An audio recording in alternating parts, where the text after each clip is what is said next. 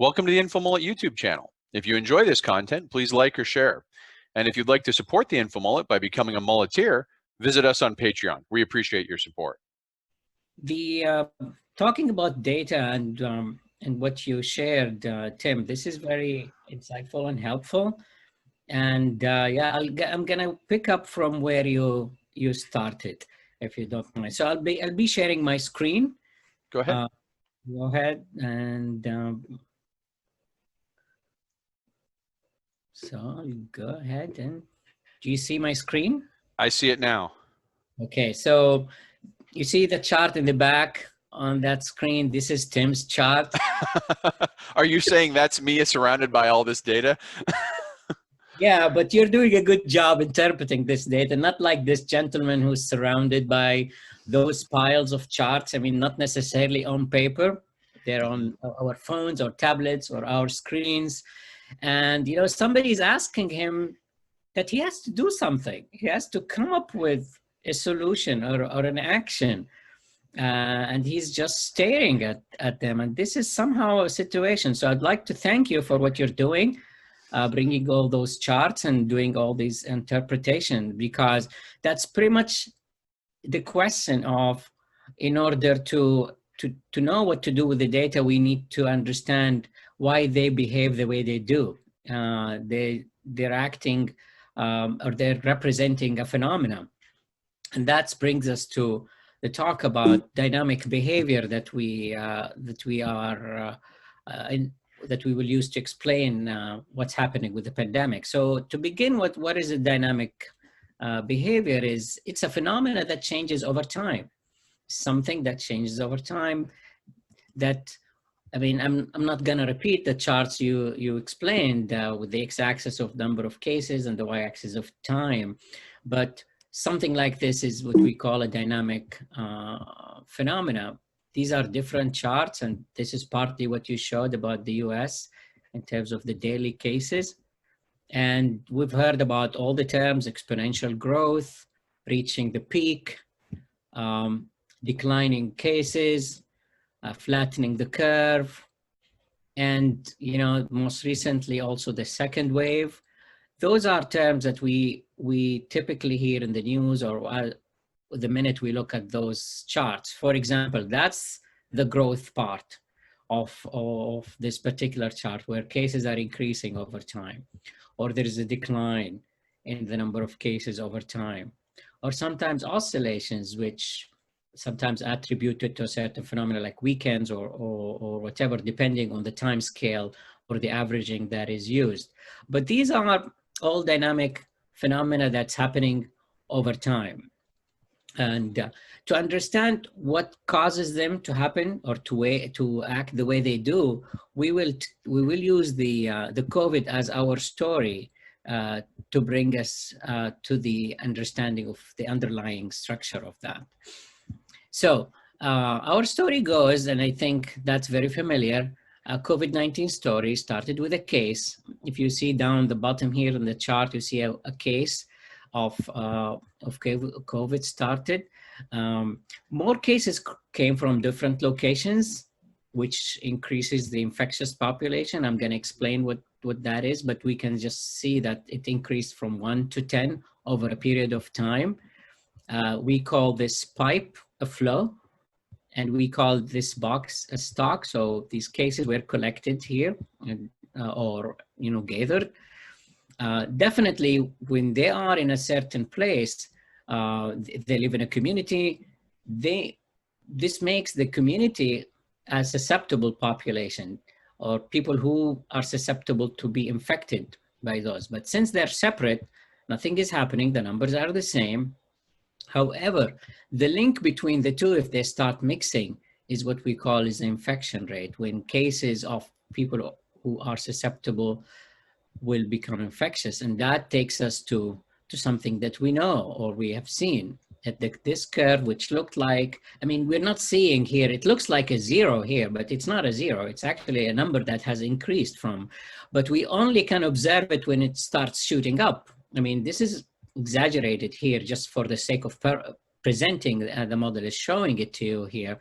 But that's a result of what we call the contagion loop. The infectious population infecting the susceptible population, and the more susceptible, the more infectious population, the more there is an infection, and we have this contagion loop, or what we call a reinforcing loop.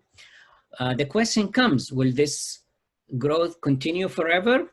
I mean, we know already that probably it won't, because that's why we see that there is somehow an equilibrium at a certain point. And the reason why this doesn't continue to grow is because as there are more people infected, there are less people susceptible. And we call this a balancing loop, which is simply balancing the growth, stopping the growth from continuing. And let me just stop you real quick on that chart in the bottom right. The susceptible is the red dashed line. That's actually showing the population that's in that stock box susceptible, and the blue line is showing the population in that infectious. Is that correct? Yes, that's correct. And rightly, as you pointed out, we can see that the susceptible, which is this dashed line, is dropping, and that's why this line, the blue line, doesn't continue to grow. So there is dynamics between the two. As this increases or decreases, this stops growing. But what happens next? Those folks, will they remain infectious forever? This is also no. Those infectious will either recover or they die. They call it either removed or they're recovered. Hopefully they're recovered more than they're removed or they die. And that's when we see a drop in that chart, is because we're draining this stock of infectious population, and that we call it also a balancing loop, which is the removal of those folks to become removed. And with this, I mean, we can see that how this went from growth to an equilibrium to a decline. Now we've only got, I see that there's only 10,000 people in this simulation. What is this simulating? Is this simulating a town, a country? What are we modeling here? Yeah, the numbers are just representative, but it could be like a county or so. It's not like a country, but it's just numbers that we want to use to demonstrate the idea. So it's not like an exact place, but it can be, could represent a county, because something that we have to say is that we're assuming perfect mixing. So that's why all the susceptible population will get infected. What does perfect mixing mean for those who might not be familiar? Well, some people choose to stay home. Some people choose to go outside. In that community, there are homes that are located in the far side, like the countryside. It's different from a populous city where people living in apartment buildings or in long-term care facilities where they're seeing each other daily, twice a day, 3 times a day. So that's the perfect mixing. Got it. We're talking about here. So to go down, as I promised, to explain the dynamic behavior and what causes that, the dynamic behavior which we have seen, which is this growth and decline, is basically generated from 3 feedback loops. And we already touched on that, mentioning that there is a reinforcing feedback loop, increasing infection by infecting susceptibles. So we can see this, the more infectious, the more there's infection rate, and this is responsible for the growth part. We've also seen reaching that peak here is that when this loop kicks off, which is the balancing loop, where there is it puts limits to growth of the infection. So it reaches this point, then kicks the balancing loop, which is the which decreases the infectious population. And they're not acting at the same time just because people need time to recover. That is such an important thing that I think is missed when they don't think about this as a system. They're only thinking about like who's getting infected right now or who's getting removed. They forget that this is all connected and it's happening over time, that it takes time for people to get infected, that exponential growth to then hit its stride. And even then it takes time for the recovery to go out. And so there's this, what I've noticed over the last couple months, and if you can talk about it as you go through, this factor of time is so hard for people to understand.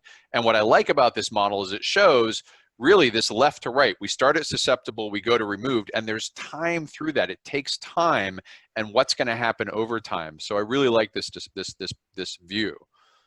Thank you, Tim. So rightly, as you mentioned, so especially if we look, for example, if we look at this period when there are growing number of cases, but at the same time, the removed or the death or recovery is very small. So people would think there's nothing happening because they don't feel what's the downstream of what's happening, whether it's death, it comes later in time. So it's very hard to compare on the same day deaths and cases, because death or recovery will come with a delay. It will take some time to show up. And this is when this balancing loop acts. It acts with a delay, which is the time it takes for people to recover. So with this, we can conclude that this behavior results from a structure that is understandable, even if these diagrams will look different. As you can see here, they might be sharp and high, or they look more flat. Are those just different types of curves that this model can produce for infections?